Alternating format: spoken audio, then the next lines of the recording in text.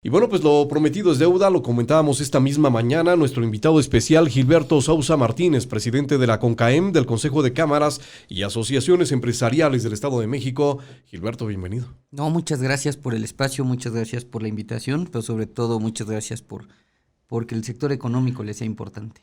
Es que pues es el eje que nos va a permitir recuperarnos, y de recuperación económica hablamos, y cuando hablamos de un estado de bienestar tenemos que hablar obligadamente, presidente, de esa parte, ¿no? Del apartado empresarial, que vaya que ha tenido una de las pruebas más ríspidas, más rígidas, más duras durante los últimos años. Sí, el tema de la pandemia vino a mover todo el tema económico. Importante para el sector darnos cuenta que somos resilientes, darnos cuenta que podemos ser innovadores, que podemos ser disruptivos y que podemos sacar adelante el tema económico de este país, particularmente del Estado de México y del Valle de Toluca. ¿Hubieras querido encabezar este consejo bajo estas condiciones, presidente, de haberlo deseado? Fíjate que siempre lo digo, es bien interesante los momentos en los que te toca administrar algo. Y me parece que voy a ser muy cuidadoso con mis palabras, pero voy a decir lo que siempre he pensado. Creo que administrar una crisis siempre va a ser más afortunado que administrar una opulencia, ¿no? Y ocupo la palabra opulencia por aquello que vivió López Portillo para los años 80, ¿no? Lo entiendo. Yo siempre he creído que si tu voluntad es o tu intención es ayudar, creo que es mucho mejor ayudar en momentos de crisis que ayudar en momentos en los cuales hay bonanza, ¿no? Sí, en donde sobra, o donde haya manos llenas, claro, o donde no te hace falta. Y bien lo dicen, ¿no? La buena administración, la buena dirección, el buen liderazgo se conoce en los tiempos de crisis. Tiempos difíciles, que además te ha tocado no solamente encabezarlo en ese primer periodo, sino ahora ser de nuevo elegido como presidente de la CONCAEM. Sí, así es. Fíjate que corro con la fortuna de que mis consejeros me den la oportunidad de seguirlos representando en un periodo más. Pero insisto, en el tema de hace ratito, creo que cuando es el mejor momento de planear, cuando es el mejor momento de estructurar nuevos inicios, es cuando las cosas están en crisis, ¿no? Y creo que para el Estado particularmente, creo que el que llegara la pandemia nos sirvió para cerrar filas, para sentarnos con el gobierno del Estado de México, con los gobiernos municipales, con la propia legislatura y empezar a diseñar estrategias para poder salir adelante, poder planear bien el Estado de México, poder poner bases interesantes y sólidas para un crecimiento y un desarrollo económico. Y cuando pensamos que ese era el clímax de la crisis, cuando pensamos que nada más podía suceder más grave desde el ámbito económico que la propia crisis de la pandemia de COVID-19, pues estalla la guerra en Ucrania, y esto pues le pone un tono todavía más crítico a la situación ya de por sí difícil. Fíjate que sí, yo creo que hay que poner sobre la mesa diversos temas. El primero es la pandemia. Lo que trajo en tema sector económico fueron dos vertientes. Uno, los cierres del comercio, que por sí solo el cierre de un comercio genera pérdidas económicas, pérdida de empleos y sobre todo una desaceleración, ¿no? ¿Por qué es importante el mencionar la desaceleración? Porque el tema económico se maneja por tiempos, es decir, no es de un momento a otro.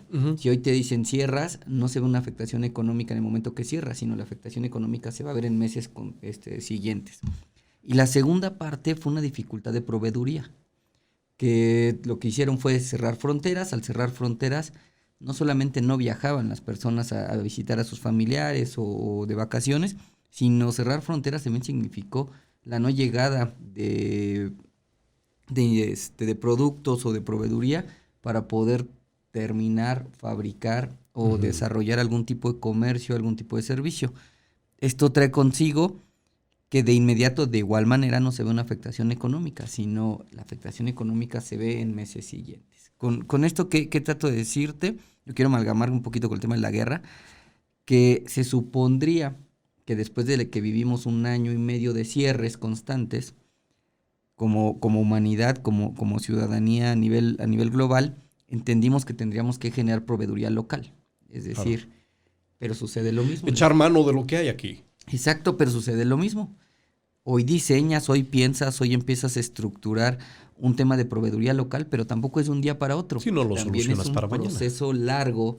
Y en el tema de proveeduría industrial, para temas industriales todavía es mucho más largo. No estamos hablando, en un tema de proveeduría comercial, sí es mucho más sencillo. Es decir, cambias un producto que estás acostumbrado a usar, lo cambias por alguno que localmente sea mucho más fácil de producir y con eso puedes resolver parte de la situación. En el tema industrial no es así, no puedes hacer un cambio tan drástico de satisfactores para poder producir un bien. Es decir, ya se tiene programado qué tipo de satisfactores requieres, qué tipo de mercancías, qué tipo de materias primas ocupas, y hacer un cambio no es tan rápido, es a largo plazo. Se terminan los cierres, es decir, a nivel global entendemos que ya no va a haber cierres de fronteras por tema de pandemia, ya estamos empezando a hablar hasta de que exista un tema ya no de pandemia, sino un tema endémico de la enfermedad, y nos llega la guerra. Y sucede exactamente lo mismo con la guerra, se empiezan a cerrar fronteras, se empiezan a evitar traslado de mercancías y empieza a no llegar otra vez satisfactores suficientes para la producción. Cierro con esto, todo esto trae consigo una afectación directa. ¿Qué afectación directa? 1, cierre de empresas. ¿Por qué razón? Porque ya no tengo los satisfactores suficientes para poder producir. Complicaciones económicas que venimos arrastrando de los primeros cierres de pandemia y de las afectaciones en proveeduría. Y esto hace una afectación directa y puntual de un bajo crecimiento a nivel global de las economías, una pérdida de generación de riqueza a nivel global, y esto, obvias razones, lo que trae, probablemente no sea pérdida de empleos, pero sí una disminución en el flujo de efectivo que puedan tener las familias en su bolsillo para poder gastar. Evidentemente. Sí. Que trae consigo un problema de crisis económica que va a ser global, no solamente de este país, sino a nivel global, particularmente para el próximo año. ¿Por qué para el próximo año? Pues porque este año vivimos las afectaciones en temas de proveeduría, de cierre de empresas, y el tema económico, como lo dije hace rato, no es inmediato, sino el problema económico se vendrá el próximo año. Entonces tenemos una expectativa de crecimiento muy baja a nivel global, particularmente también para este país, de crecimiento económico para el próximo año, ¿no? Será mucho más complicado que lo que vivimos en este 2022. La perspectiva, pues, del bolsillo de los mexiquenses, en estricto sentido, será de mucha mesura.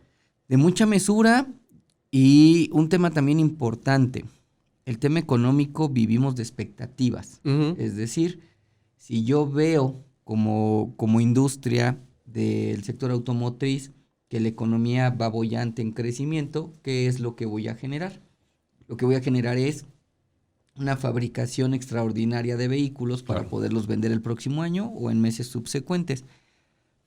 Si no sucede así, si no tengo una expectativa importante, detengo la producción, y como detengo la producción, detengo la cadena de suministro, detengo la generación de riqueza en ese sector, y pues obvias razones lo que voy a generar es una afectación importante en los temas económicos. Todo esto es una cadena, todo esto es un círculo que tendríamos que caminar hacia un círculo virtuoso, pero las características o las circunstancias a nivel global que estamos viviendo hoy en día en realidad ya nos llevan a pensar que 2023 será un año muy complicado. Se ha hablado mucho de la condición del peso frente al dólar, de la paridad y de este superpeso que ya le han denominado así.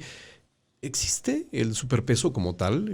¿Sí ha demostrado esta consistencia, Gilberto? Yo creo que aquí el punto importante es, para los radioescuchas, poder entender qué es lo que le da el valor a tu moneda nacional, ¿no? El valor de tu moneda nacional está recargado por diferentes cuestiones. Es decir, el gobierno mexicano tiene la obligación de imprimir dinero, y la impresión del dinero se da de acuerdo al crecimiento económico. Es decir, el dinero debe de estar aparejado, 1, a las reservas económicas que pueda tener el país, 2, al nivel de economía que tengas, es decir, qué tanto está creciendo tu sector económico interno.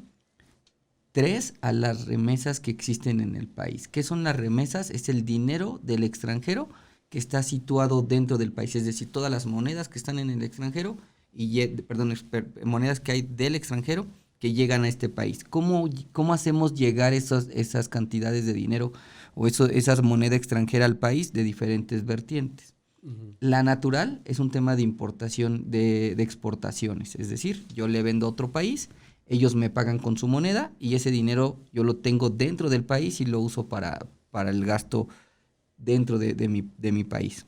Esa es una forma. 2, es a través de atracción de capitales. ¿Qué hago? Yo gobierno mexicano, salgo a vender bonos del país. Es decir, recibo dinero del extranjero que voy a regresar después de cierto tiempo con cierto interés. Ujú. Esa es una atracción de dinero especulativo, que eso lo da siempre y cuando el país tenga una expectativa importante, existan las condiciones suficientes y dé seguridad de que voy a regresar el dinero. Y la tercera, que se da en muy pocos países, pues son las remesas que entran de connacionales trabajando en otro país, Que ¿no? aquí es fuertísimo. Entonces, hoy hablar de un peso que esté sostenido, yo no sé si es de presumirse, porque si el peso estuviera sostenido, es real, sí está sostenido, si es un peso que ha Fuerte. mantenido su valor, ¿sí? Y que ha mantenido su valor. Yo no, ahí va mi comentario, yo no sé si fuerte, porque si les menciono que la forma en la que mantengo el valor del dinero es a través de exportaciones, a través de la generación de riqueza por dinero especulativo, es decir, porque yo coloqué bonos de deuda. Y la tercera es por remesas que no dependen de mí, sino dependen de que otro país esté sólido económicamente para que le pague a mis connacionales y mis connacionales Que me ellos manden manden el ese dinero. Existe aquí una importante situación. Hoy el peso mexicano está sostenido principalmente por remesas, es decir, Así es. antes estábamos sostenidos por exportaciones. Entre tema económico y petróleo, exportábamos Esa era mucho y la recibíamos fortaleza. muchos dólares. Después teníamos una importante colocación de bonos que en el transcurso de este sexenio se han ido. Hemos tenido pérdida hasta del 40% de dinero especulativo. Sí. Ahí cada quien puede tener su interpretación. Desde mi punto de vista es dinero que se requiere. Para otros ese dinero es el menos importante. Requerimos más inversión extranjera directa que dinero especulativo. Para activos, perdón. O sea, inversión extranjera directa para activos más que dinero especulativo. Pero nunca en este país, en la historia de este país, nunca habíamos tenido sostenido el peso por remesas. Es decir, nunca en la vida había sido superior los dólares que ingresan a este país porque los connacionales lo manden que por las exportaciones y por el dinero que baja de deuda. La mano de obra de mexicanos en extranjero, particularmente en Estados Unidos, que durante el último periodo pues, ha alcanzado cifras récord y cada cierto tiempo se anuncia desde Presidencia de la República estos récord como pues una buena perspectiva. Sin embargo, sí es menester recuperar esta apreciación. Finalmente se trata de connacionales que se fueron buscando una mejor calidad de vida para ellos y sus familias y que hoy, a razón de que Estados Unidos tiene esta política también de distribución económica, pues ellos tienen dinerito, dólares para mandar a sus familias aquí en México. Tal cual como lo acabas de decir. Y entonces, si las demás variables son difíciles, o sea, si es difícil atraer el dinero especulativo, si es difícil la exportación, si es difícil tener una base sólida de dinero que sostenga el peso, pues imagínate qué difícil es que no dependan esas variables de nosotros, sino que Estados Unidos siga teniendo una política de ayudar a todo el habitante que esté en su país con unas cantidades de dinero para que puedan reactivar su economía.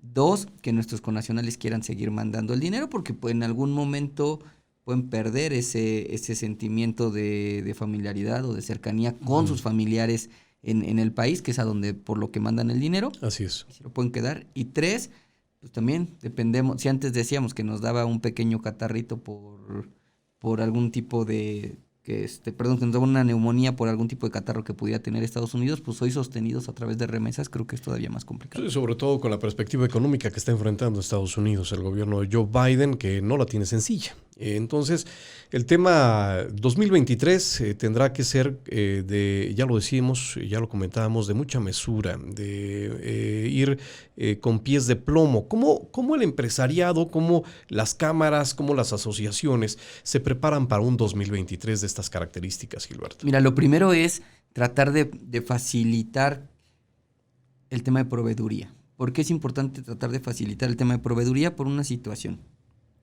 Si yo tengo una proveeduría más sencilla, lo que voy a hacer es tener unos sobrecostos o unos costos menores. Ujú. ¿Qué quiere decir esto? Que yo puedo fabricar o puedo producir bienes y servicios a un menor costo. Si tengo Claro. bienes y servicios a menor costo, cuando los venda puedo hacer más ventas, puedo vender más bienes y más servicios. Esto generaría un círculo virtuoso en donde generaría más empleo, en donde generaría más riqueza, y entonces la expectativa de crecimiento mes con mes podría cambiar y podríamos elevar esa expectativa. ¿Por qué hablo tanto de expectativa? Porque en realidad en temas económicos lo que vemos constantemente son opiniones de especialistas que hacen cálculos de acuerdo a la expertise que tienen y de acuerdo a las circunstancias que tenemos. Esa expertise que tenemos y esas circunstancias que tenemos se dan de acuerdo a expectativas de profesionistas que se han dedicado a estudiarlas. ¿Por qué es importante esto? Porque los números que estamos viendo para 2022 son números alentadores. ¿Por qué números alentadores? Porque vamos a cerrar el año con un crecimiento aproximado del 2.5, 2.8%. ¿Es bueno? No es bueno, pero veníamos de años de pérdida. Pero también hay que recordar algo. Cuando determinamos el crecimiento económico, lo que hacemos es que comparamos un momento que estamos viviendo versus un momento histórico. Ujú. Y el momento histórico que estamos tomando para comparación es 2021. El 2021 es el año más catastrófico en nivel económico. Entre 2020 y 2021 son los años más catastróficos económicamente hablando para este país. Así es. Entonces, si comparo el 2022 Todo es con ganancia. 2021, por supuesto, caímos lo más que se pudo caer y vamos subiendo. ¿Qué quiere decir? Todavía ni siquiera recuperamos números de 2019, es decir, pero es un año positivo versus 2021 y 2020. Sí, porque estuvimos experimentando la peor crisis. ¿Qué va a suceder para 2023? Que lo vamos a comparar con 2021. Ujú. Si lo comparamos con 2021, ya no van a ser los mismos crecimientos que se venían dando para 2021. ¿Por qué? Porque el número que tengo de referencia para 2022 versus 2023 es mayor. ¿Qué quiere decir esto? Que el crecimiento va a ser mucho más abajo. ¿Qué trato de decirle con esto a los radioescuchas? Que los números que vamos a escuchar para 2023 son números menores que de los que escuchamos para 2022. Esto trae consigo que las expectativas sean menores. Esto trae consigo que el empresariado empiece a pensar cómo hago para seguir siendo atractivo y para que me puedan seguir consumiendo sabiendo que va a haber menos riqueza producida en el año. ¿Qué tenemos que hacer? Cuestiones importantes. Yo sé que va a sonar absurdo, pero hoy en día es real. Para la ciudadanía, lo primero que tiene que hacer es olvidarnos hoy de ahorrar. Hoy es momento de gastar. Necesitamos salir a gastar. ¿Por qué necesitamos? Pero es gastar con dinero que tenemos.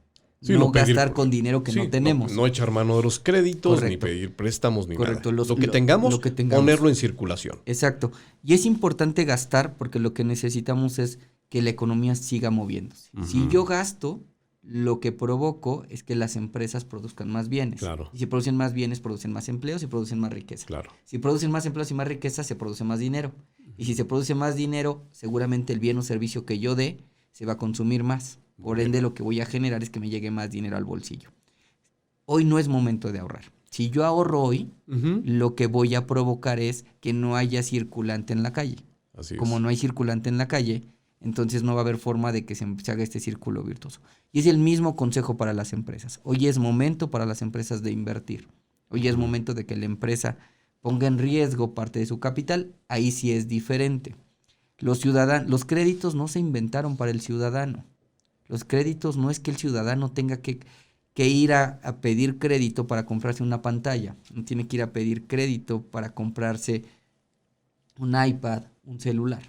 Los créditos se inventaron para que las empresas puedan pedir prestado, puedan invertir en maquinaria y puedan producir más bienes y servicios. Sí, producir riqueza. Los únicos créditos que son válidos para que la ciudadanía los ocupe son sobre activos que son necesarios dentro de su casa y que van a trascender en sus necesidades. ¿Como qué? Como una estufa, como un refrigerador, como un boiler. Todos estos tipos de productos. Esto que mejora la calidad de vida de la familia. Y que no estamos hablando de que sea un producto que sea de consumo inmediato y que solamente nos dé una felicidad a corto plazo. Sí, pasajera. Sino que hoy en día los créditos tienen que servir para lo que se generaron, para activos.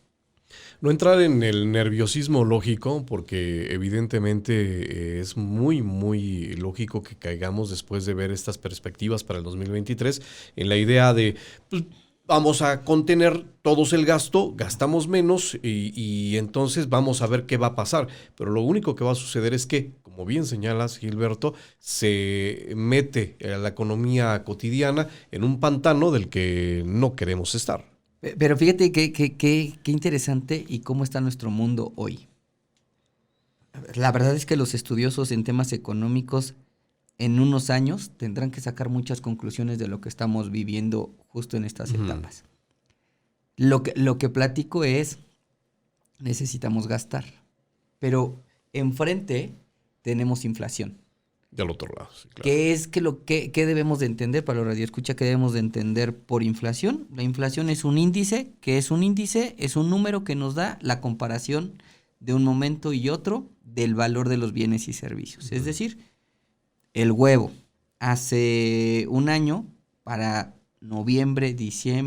octubre, noviembre y diciembre, último trimestre del año, ¿qué valor tenía el huevo en 2022, en 2021? ¿Qué valor tiene el huevo en 2022? Sacamos la diferencia y ese porcentaje de variación de ese precio le llamamos inflación, si es que creció el precio. ¿Por qué es importante entender esto? Porque la inflación se da por diferentes factores. Factor número 1 es por el consumo. ¿Qué quiere decir el consumo? Hay más ganas de consumir ese bien que la producción de ese bien. ¿Qué quiere decir eso? Que en la calle hay 3 huevos y hay 4 personas que lo quieren. 3 les va a alcanzar perfectamente para consumirlo y 1 se va a quedar con las ganas. ¿Qué se va a convertir esto? En una pelea de los 4 queriendo consumir los 3 que quedan y lo que vamos a provocar es que el precio suba de forma natural, porque el que se quede sin huevo lo que va a decir al día siguiente va a ser te pago el doble, sí, porque yo no lo tengo. ¿Por qué te pago el doble? Porque el día anterior no lo gasté. Entonces tengo el doble de dinero y no pienso quedarme sin consumirlo. Entonces te pago el doble. ¿Qué va a suceder? Que en automático el precio va a subir. Y todos van a decir, oye, pues está increíble porque entonces generamos más riqueza, más consumo y todos consumen. El problema es que mañana que se suba el precio, a mí ya no me va a alcanzar. Porque entonces alguien está pagando el doble, pero yo no tengo más que pagar el precio que venía pagando. Entonces me quedaré sin consumirlo. ¿Qué sucede con esto? Empezamos a hacer un círculo vicioso, en donde el precio empieza a crecer, se empiezan a generar menos productos, porque entonces ya no hay dinero en la calle para poder consumir. Ese es el efecto de la inflación, pero 1 lo tenemos por consumo. 2, que ese es el más problemático, es por costos. ¿Qué quiere decir? El precio sube porque los costos subieron. ¿Por qué subieron los costos? Porque no llegan los bienes de otros países para poderlo producir, porque la logística en mi país ya es muy complicada para poderlo trasladar. Y quiero poner el ejemplo claro de lo que está pasando en este país. Si la gasolina sube, si las casetas suben y si la delincuencia sube, me cuesta mucho más trabajo mandar un tráiler del centro del país a cada uno de los lugares o del norte hacia el centro sobre algún tipo de producto. ¿Qué quiere decir eso? Que los costos suben. Entonces, si a mí me costaba fabricar, hacer o producir un bien 10 pesos y antes lo vendía en 15, y si ahora me cuesta producirlo 20, es imposible que yo lo pueda vender en 15. Lo voy a tener que vender en 25. Sí. Si lo vendo en 25, menos personas pueden adquirirlo. Y entonces empieza a generar otra vez un círculo vicioso en el tema. Y el tercero es por una decisión gubernamental, es decir, desde el Banco de México tomó una determinación de subir o bajar el valor del dinero y lo que generó pues es un sobrecosto al valor del dinero. Estos 3 son las vertientes para que se genere inflación. En la primera, que es consumo, que es lo que está sucediendo en este país, es decir, después de pandemia y de los cierres, la gente tiene un gran interés por gastar y por salir a consumir. Es decir, hago fiesta todos los fines de semana y consumo. ¿Qué estoy provocando? Que al haber un sobreconsumo, pues los precios suben. ¿Qué es lo que hace el gobierno de México, particularmente el Banco de México? Encarezco el dinero. Le pongo tasas de interés altas para que la gente tenga menos capacidad de consumo. Y meterle un poco ahí el freno. Exacto. Pero en este país no solamente hay inflación por eso, sino también tenemos una inflación por sobrecostos. ¿Por qué? Porque me está costando trabajo traer los satisfactores para producirlo de otros países.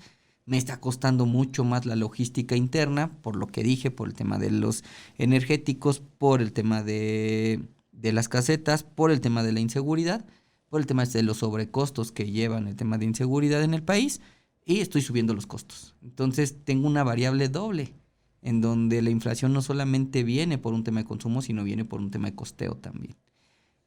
Y lo que les dije hace rato es salgan a gastar, entonces lo que tenemos enfrente pues es la tormenta perfecta, es decir, tenemos enfrente una situación complicada.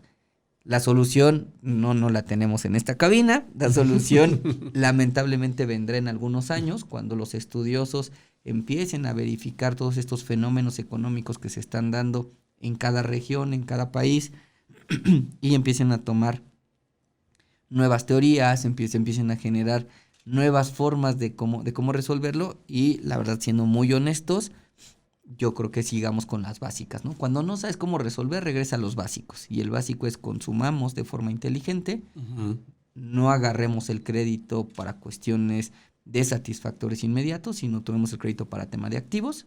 Y las empresas es momento de invertir, es momento de apostarle por este país, es momento de creer y de apoyar a los demás, es decir, invirtiendo. En este segmento de inversión, de pensar en el futuro inmediato, de echar a andar nuevos proyectos, pues incluyen también evidentemente estas posibilidades de inversión de los micro y pequeños comerciantes, ¿no? Del emprendimiento que tanto le ha dado pues forma, incluso a las redes sociales actualmente en México y el mundo. Se habla mucho del emprendedor. El mexicano es por naturaleza emprendedor, ¿no? Nos gusta ir a buscar, ir a encontrar nuevas formas.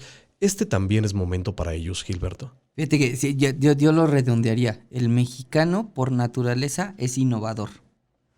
Y en la innovación tenemos dos vertientes. Uno es el emprendimiento y otro es la mejora continua, ¿no? Nada más habría que en el tema de mejora continua, si somos innovadores, a lo mejor nos faltaría tener una estructura mayor en temas técnicos, conocimientos duros que puedan llevarnos a buen puerto. En el tema de emprendimiento está interesante. Fíjate que somos un país que le gusta el emprendimiento, somos un país que le gusta el comercio, y somos un país que lo primero que se te viene a la mente cuando estás en una crisis es vender algo. Sí, entonces, algo. eso nos ayuda algo muchísimo. Preparo, algo hago, algo construyo y salgo y lo vendo. Exacto. Entonces aquí lo importante es poder tener sobre la mesa diferentes factores. El primero es, en el tema de emprendimiento, como país necesitamos avanzar muy rápido en el entendimiento de que el emprendimiento es iniciar un negocio nuevo, del tamaño que sea.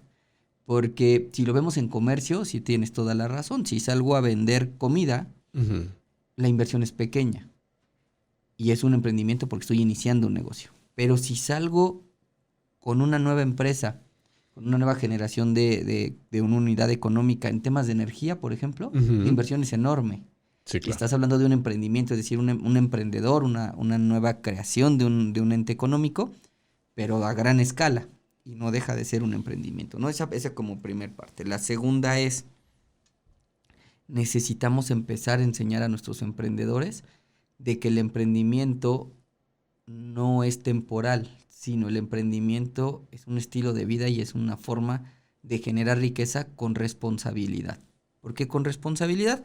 Porque si lo pensamos en voy a salir a hacer un emprendimiento en lo que me acomodo en otro sitio, lo que estaríamos haciendo es generando solamente unidades económicas temporales que al final lo que va a hacer es afectar al mercado. Sino tendremos que pensarlo a largo plazo, es decir, sí voy a vender comida, pero hoy voy a vender comida con las facilidades, circunstancias y características y herramientas que hoy tengo, pero lo voy a diseñar para tener lo que siempre he soñado, es decir, hoy salgo y vendo en un local pequeño porque son las características, circunstancias y herramientas que tengo para hacerlo, pero en realidad mi idea es tener 10, 20 locales iguales o tener un restaurante o tener una cadena de restaurantes.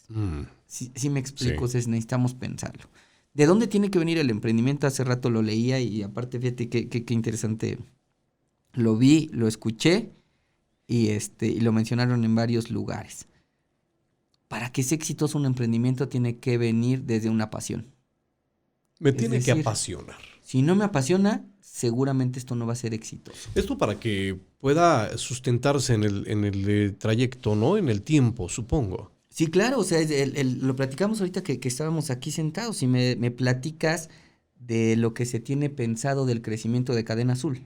Y me platicas hasta por qué el nombre cadena. Sí, Y claro. me empiezas a mencionar los eslabones y me empiezas a mencionar la forma. Si hubieran visto la cara de cuando me lo estabas platicando, te apasiona el tema. Tan te apasiona que empiezas a sumarle ciudades. Tan Así te es. apasiona que empiezas a sumarle eslabones, empiezas a sumarle razones de por qué sí hacerlo. De todo lo que me platicaste, no hubo ningún tema negativo ni ninguna dificultad, sino me empezaste a hablar de situaciones. Hasta que yo toqué temas negativos o complicados, fue que me dijiste, pues sí, claro, sí está complicado. Sí. Sí, claro, sí es difícil, pero ni eso te detuvo. ¿Por qué no te detuvo? Porque tienes una pasión y la pasión es generar un crecimiento en lo que te apasiona. Lo ves que vas a hacer más cosas referente a lo mismo. Así es, así es. 2, si te apasiona, lo estudias. Si te apasiona, lo perfeccionas. Si te apasiona, es algo que ves diario. Y es algo que tratas de conocer diario mucho más temas, ¿no? ¿Por qué es importante esto? Porque creo que cada quien tendría que tener su emprendimiento, cada quien tendría que tener su razón de levantarse todos los días, ¿no? Y en el tema de empleabilidad es lo mismo, en el tema de trabajo es lo mismo. Si me apasiona algo y me levanto todos los días a hacerlo, yo sé que suena muy trillado, yo sé que la mayoría va a decir, pues sí, pero lo que estoy haciendo hoy, pues no es lo que me apasiona. Ok, me queda claro. Y no sé, ojalá tu caso no sea así, pero el de la mayoría de los mexicanos sí, no lo sé. El primer empleo, los primeros empleos que tenemos, no es algo que nos apasiona. Es algo siempre, que nos dan la oportunidad y hay que explotarlo. Y uno aprovecha la oportunidad. Así es. Pero tendrías que empezar a trabajar y caminar hacia un lugar en el que hagas lo que te apasiona, ¿no?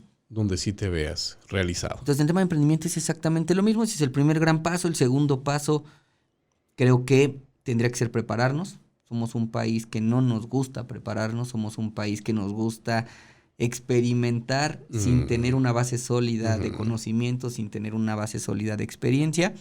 Y cuando digo una base sólida de experiencia es, igual yo no la tengo, pero igual puedo conseguir a alguien que sí, y ya sé, los emprendedores con bajo presupuesto me van a decir, pero eso cuesta. Sí, ¿cómo? Sí. Bueno, regala parte de tus acciones y consíguete un socio o consíguete un asociado. Eso habla de formalizar el emprendimiento. Claro, consíguete una alianza estratégica, consíguete una empresa que ya lo haga y hazlo junto con ellos. Y haz un ganar-ganar para las dos partes. Es decir, el tema del dinero no es lo que complica los emprendimientos. Lo que complica los emprendimientos es no tener el conocimiento, no tener el interés de poder trabajar en equipo, no tener el interés de poder cohabitar con alguien más tu emprendimiento, no tener el interés de compartir. Y el tercer paso y más importante es lo que acabas de decir. Necesitamos profesionalizar esto. Necesitamos profesionalizar todos los bienes todos los bienes que generamos, todos los bienes que vendemos, la empresa tiene que estar profesionalizada y los servicios de igual manera. Si no nos profesionalizamos, estamos destinados a fracasar. Todo emprendimiento que no se profesionaliza, el destino es fracasar. Así es. Cadena Azul seguramente inició con una idea, inició con un sueño, inició con una pasión y poco a poco se empezaron a dar cuenta que necesitaban expertos a su alrededor. Así es. Y esos expertos tuvieron que llegar. ¿Cómo? Como socios, como asociados, como alianzas estratégicas, o si tenían el capital económico, como proveedores. Pero empezaron a profesionalizar y poco a poco fueron avanzando y poco a poco fueron generando mucho mayores servicios alrededor de la profesionalización. Y la profesionalización trae consigo que hoy puedas vender publicidad a mayor costo. No creo que el costo de publicidad que hoy vendes sea el mismo del inicio de Cadena Azul al que tienes hoy. ¿Por qué? Porque profesionalizaste. Claro. Y porque fuiste avanzando y fuiste creciendo, ¿no? Creo que hacia allá tendríamos que llevar este país. Creo que también es importante que como país entendamos que no necesitamos del apoyo económico del gobierno para poder hacer emprendimientos. Los emprendimientos tienen que venir desde el sector económico privado. Desde ahí tienen que venir. La generación de riqueza tiene que venir del sector privado. ¿Qué tiene que hacer el gobierno? El gobierno tiene que poner las circunstancias idóneas para que nosotros podamos invertir, para que nosotros podamos generar riqueza, para que nosotros podamos producir más bienes, para que podamos vender más cosas, más servicios. Pero el gobierno no es el encargado de generar el dinero para que tú puedas invertir. El dinero lo tienes que generar tú. Y ya sé que, siempre que digo esto, ya estoy viendo a los emprendedores o a los futuros emprendedores volteándome a ver pues sí, pero ¿de dónde lo saco? Hay muchas formas. Insisto, puedes generar socios, puedes generar asociados, puedes generar alianzas estratégicas, puedes buscar inversionistas. Uh-huh. El tema es que un inversionista no le invierte a un sueño, no le invierte a una idea, no le invierte a palabras. El inversionista le invierte a proyectos. Y los proyectos tienen que estar en papel, los proyectos tienen que estar en archivos, los proyectos tienen que estar perfectamente estructurados y tienen que tener un procedimiento claro desde dónde inicio y a dónde termino, desde qué es lo que requiero, cómo lo requiero y para qué lo requiero y cuánto me va a costar eso. Uh-huh. Es decir, la mayoría de los emprendedores que no encuentran inversionistas no es porque su idea sea mala, sino la mayoría de los emprendedores que no encuentran inversionistas es porque no tienen estructurado su proyecto. Tienen una idea, tienen un sueño, tienen una pasión, pero no la han bajado a un proyecto. ¿Cómo dar el paso entonces? ¿Hacia dónde dirigirse como emprendedor, como emprendedora? ¿A dónde puedo caminar para ir conociendo de a poco el procedimiento? Porque también mucho se ha dicho de ir sin miedo, pero el entrarle sin miedo tiene mucho que ver también con lo que ya platicabas, Gilberto, el capacitarse, el prepararse, el estudiar. De ahí se van diluyendo las penumbras y las dudas y nos va dando ese valor y esa certeza hacia dónde vamos a caminar. Pero de primera instancia, ¿a quién me acerco? De primera instancia yo te diría, hoy tienen una gran ventaja, algo que tú y yo no tuvimos cuando éramos jóvenes. Cuando tú y yo éramos jóvenes, la información era privilegiada. Sí, es decir, la información solamente le llegaba a aquellas personas que tenían facilidades económicas uh-huh. de poder viajar, de poder conocer o de poder tener una cadena de amigos que te pudieran allegar de esa información.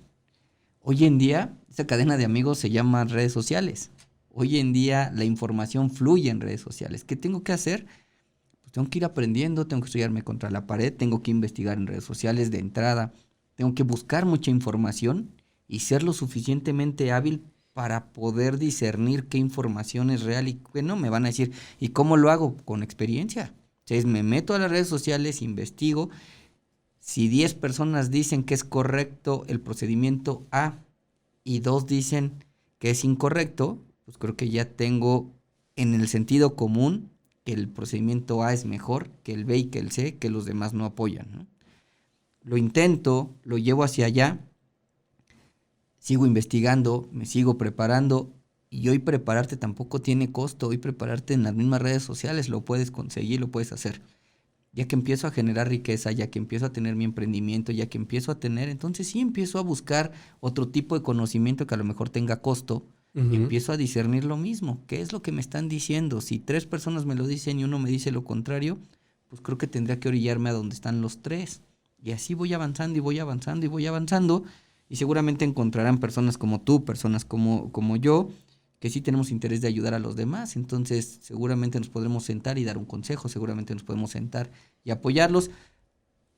Yo te diría de entrada eso. Si ya me dicen, no, sí necesito a alguien quien me ayude, acerquémonos a los entes que hoy apoyan, ¿no? Punto número 1, a lo mejor en el Estado de México de entrada tenemos un Instituto Mexiquense del Emprendedor. Acérquense, busquen la capacitación, busquen la cercanía para poderlo trabajar. De ahí seguramente los mandarán con la Secretaría de Desarrollo Económico, con la Dirección de Comercio, con la Dirección de Industria, y entonces empecemos a ver en dónde sí podemos verlo. 2, mis redes sociales, y como yo seguramente habrá muchas otras personas que sin costo alguno los escuchamos, les damos un consejo, los llevamos de la mano, hacemos la vinculación, los llevamos con algún tipo de empresa que les pueda colaborar. Pero yo creo que la primera gran parte es, necesitamos, antes de quítate el miedo a experimentar, yo diría, quítate el miedo a investigar, quítate el miedo a prepararte, quítate el miedo a buscar. Y de verdad, la verdad, no lo digo con un tema de victimizarme ni de victimizarte, pero en nuestros tiempos era muy difícil. Sí, tener esos conocimientos, tener esa información, a llegarte de esa información era privilegiado. Hoy en día es muy sencillo, hoy en día está en redes, hoy en día hay muchas personas como tú, como yo, que regalamos parte de la información que conocemos y la subimos a redes. Porque no quiero decir ni poner sobre la mesa, yo tengo el conocimiento y lo comparto, no. Pero sí tengo información y la información la subo a redes. Y la información la regalo y la información la distribuyo. Es lo mismo que haces tu diario. A lo mejor yo lo subo a redes y lo hago a través de un video y lo hago a través de una infografía. Tú lo haces diario. Parte del trabajo que tú haces es traerles a alguien para que lo escuchen y es gratuito, es decir, no le cobras a nadie por escucharte, no le cobras a nadie por subirte a tu plataforma y permitirles escuchar. Y la pregunta ahí sería, la información que tú traes y de las personas que están aquí, ¿por qué razón no hay gente allá afuera que esté explotando todo lo que tú estás haciendo todos los días? Y mira que he visto aquí sentado a Lourdes Medina, por ejemplo, que lo que más tiene es conocimiento, lo que más tiene es ganas de ayudar, que lo que más tiene es ganas de compartir. Y así como ella, he visto muchas personas aquí sentadas y me parece que hoy en día no es un problema el poder consumir este tipo de producto que tú pones sobre la mesa y que es gratuito.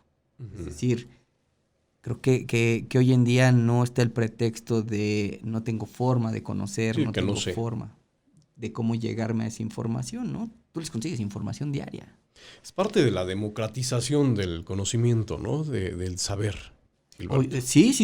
Y tal cual hoy en día creo que es mucho más sencillo el poderme allegar de información, el poderme allegar de herramientas. Estoy diciendo las cosas más fáciles y no con eso quiero decir mañana ya pones tu negocio después de hacer todo esto y ya se resolvió. No, ahora hay que conseguir herramientas. Lo primero que hay que hacer es voltearse a ver y ser muy honesto, voltearse a ver al espejo y decir qué sí sé hacer, qué no sé hacer, hasta dónde soy capaz y hasta dónde no, y hasta dónde necesito ayuda o auxilio de alguna empresa, de algún emprendedor, de algún emprendimiento, de algún profesionista, y de ahí empezar a trabajarlo. Ya que tengo claro qué herramientas sí tengo y cuáles no, ahora cuáles me faltan. Y de esas que me faltan, hacia dónde voy, con quién las consigo, con quién las busco, quién sí es capaz de ayudarme, quién no, quién me va a costar y si me va a costar, cuánto me va a costar y cómo me allego de esos recursos para poder pagar eso que me hace falta. Es decir, hoy es mucho más sencillo poderlo hacer, nada más que en el tema también de la inmediatez pensamos que hoy le doy una leída a algo y mañana salgo a emprender. No es, hoy le doy una leída, hoy veo qué herramientas tengo, y lo voy estructurando y voy avanzando. Por eso apasionarnos, por eso meternos de lleno. Y ver con buenos ojos la inmediatez, lo que va a pasar el año que entra, que sabemos y entendemos con el debido acompañamiento de profesionales como Gilberto Sousa, quien preside actualmente el Consejo de Cámaras y Asociaciones Empresariales del Estado de México, pues vamos de gane. Caray, el asunto, la verdad es que cuando vemos y entendemos en manos de quién están las decisiones que van a hacer la diferencia el día de mañana, nos puede poner una perspectiva mucho más positiva de lo que se puede estar esperando para el año que entra, tan pronto como el año que entra. Gilberto, siempre será un placer recibirte en esta tu casa. No, al contrario, muchas gracias por la invitación. Es un placer más bien para mí el que me permitan comunicarme con tus radioescuchas, que me permitan tener este diálogo abierto y que podamos manifestar lo que el sector económico vive, siente y las perspectivas que tenemos para el próximo año y qué es lo que tenemos que hacer, ¿no?